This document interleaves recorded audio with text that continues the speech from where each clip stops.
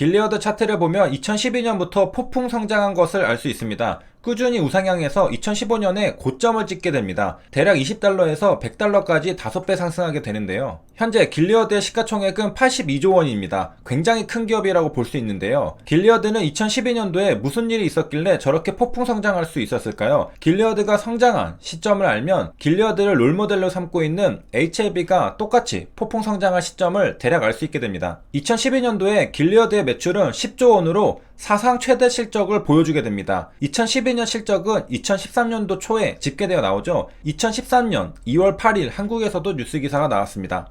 여기에서 알 수 있는 사실은 역시 주가는 테마든 기대감이든 결국 폭풍 성장의 진정한 원동력은 실적이다라는 겁니다. 시가총액은 기업의 가치를 반영합니다. 기업의 가치는 결국 그 기업이 얼마나 돈을 잘 버느냐인 실적입니다. 실적은 절대적입니다. 이것은 기대감으로 대부분의 주가가 유지되는 신약개발 회사에서도 예외가 없이 적용됩니다. 처음에는 신약개발의 기대감으로 주가가 부양되어도 결국 진정한 상승이 일어나는 국면은 실적이 뒷받침될 때라는 것이죠. 셀트리온도 폭풍 상승하던 시기에는 꺾일 줄 모르던 매출 증가량이 있었습니다. 매출 꺾이고 주가도 꺾였죠. HLB도 결국에는 실적이어야 할 겁니다. 현재 항서제약으로부터 로열티 실적이 찍히기 시작했습니다. 2021년부터는 본격적인 로열티 실적이 찍힙니다. 그리고 이를 시작으로 리보세라닙을 비롯한 다른 신약들도 어서 시판 허가를 받고 실적이 찍히게 되면 길리어드가 될 수 있습니다. 지금 바로 그 순간이 코앞으로 다가오고 있는데 자꾸 지연되기 때문에 애가 타는 것입니다. 길리어드의 실적은 2011년도에는 약 90억 달러였고 2012년도에는 약 97억 달러였습니다. 16% 증가했으니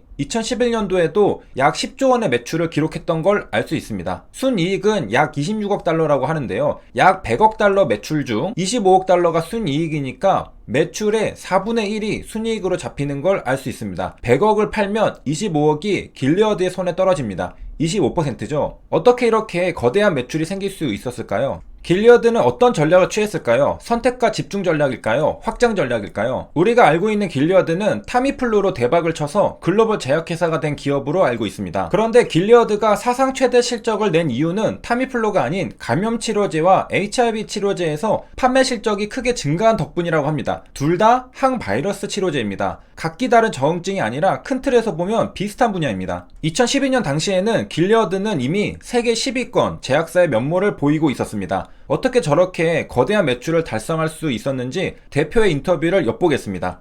길리어드의 COO 존 밀리건입니다. 소제목에 핵심을 알려주고 있는데 작은 조직과 훌륭한 사람들로 잘할 수 있는 분야에 집중했기 때문에 성공할 수 있었다고 말하고 있습니다. 역시 길리어드 사이언스도 선택과 집중이네요. 그런데 이런 발언은 우리가 일반적으로 알고 있는 길리어드의 모습과 다소 다른 인터뷰 발언입니다. 길리어드 사이언스는 공격적인 M&A를 하고 때론 굉장히 큰 금액으로 베팅해서 파이프라인을 확보하고 이런 식으로 몸집을 불린 신약 개발 회사로 알고 있습니다. 그런데 대표는 작은 조직을 말하고 잘하는 분야에 집중했다고 말하고 있습니다. 그러니까 우리가 외부인의 시각으로 보는 길리어드는 확장 전략을 취한 것처럼 보였지만 실제로 대표는 그렇게 생각하지 않고 작은 조직과 집중을 생각하고 있었던 겁니다. 대표는 그래서 길리어드가 성공했다는 겁니다. 그리고 확실하게 말합니다. 작게 더 작게 버리고 쳐냈더니 핵심만 남았죠 라고 말이죠. 이를 통해 우리가 알고 있는 세간의 인식과 실제로 기업의 전략은 다를 수 있다고 볼 수 있습니다.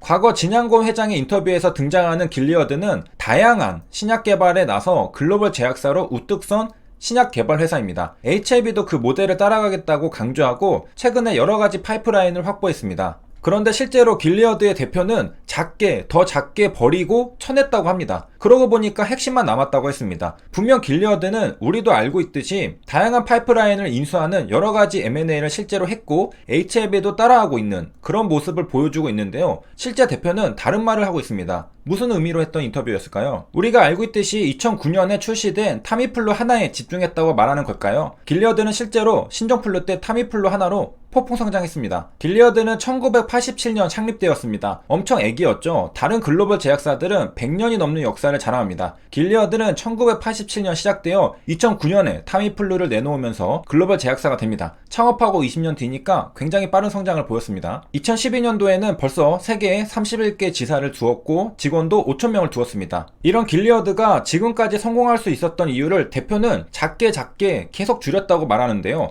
길리어드의 2011년 매출 9조 원은 단 14개 치료제로 벌어들인 것이라 합니다. 14개면 많은 거 아닌가요? 2009년 타미플루 하나로 시작해서 14개로 늘렸다는 사실로 들릴 수 있는데 좀 더 자세히 들여다봐야 합니다. 당시에 길리어드는 혁신적인 신약 후보 물질이 두 가지 있었다고 합니다. 하나는 앞서 살펴본 타미플루였고 또 하나는 에이즈 치료제 비리어드였습니다. 길리어드는 이 시점에 결정을 했습니다. 둘 중에 하나에 집중하기로 말이죠. 얼핏 보면 둘 다 개발할 수도 있을 것 같은데 말이죠. 길리어드가 타미플루에 집중해서 개발하여 지금의 길리어드가 된 것이라 생각할 수 있지만 실제로 길리어드는 에이즈에 집중하기로 결정했습니다. 타미플루 개발은 로슈에 이전해서 이어갔습니다. 타미플루는 신종플루 치료제로 나오게 되고 비리어드는 비형간염 치료제로 나오게 됩니다. 그리고 2012년 매출 증대를 이끌었던 것은 비형간염 치료제, 에이즈 치료제 등 항바이러스 치료제의 성장이었습니다. 길리어드는 사실 초창기부터 항바이러스 치료제에 집중했던 겁니다. 기자가 파이프라인을 확장할 계획이 있냐고 묻자 대표는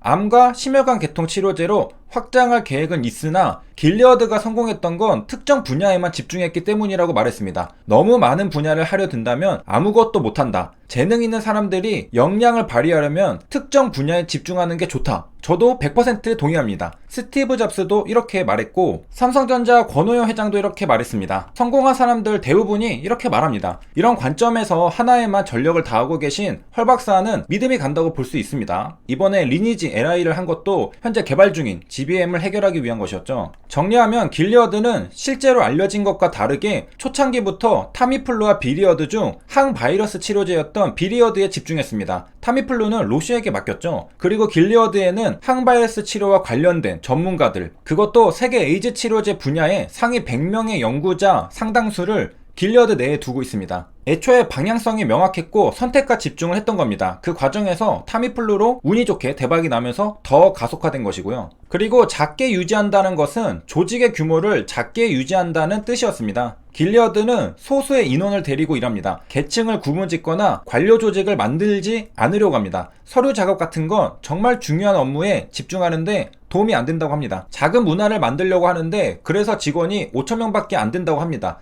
세계 10위 제약회사 치고는 작은 것이란 말이죠. 제조도 다른 회사에게 맡기고 다른 회사들이 잘할 수 있는 일은 아웃소싱합니다. 그래서 사람을 적게 유지하고 핵심 연구자들만 모아서 창의적이고 혁신적인 일을 한다는 것이죠. 세 줄 요약입니다. 오늘 살펴본 길리어드 사이언스는 M&A를 공격적으로 한다고 우리가 알고 있던 모습과 다르게 실제로는 작게 소수의 조직을 조화하고 항바이러스 치료제라는 특정 분야에만 선택과 집중하는 모습을 보여줬습니다. 타미플루로 지금의 길리어드 사이언스가 되었다는 인식이 있지만 실제로는 타미플루는 로슈에게 맡기고 항바이러스 치료제에 집중했습니다. 그리고 그 노력의 결과 2012년에 실적으로 빛을 보게 됩니다. 무작정 M&A만을 통해 몸집을 키운 건 아니죠. 제조도 다른 회사에게 맡기고 아웃소싱도 합니다. 비슷한 면을 꼽자면 HAB도 사실 파이프라인을 마구 늘리는 것처럼 보이지만 다른 치료제가 아닌 항암제에 집중하는 모습입니다.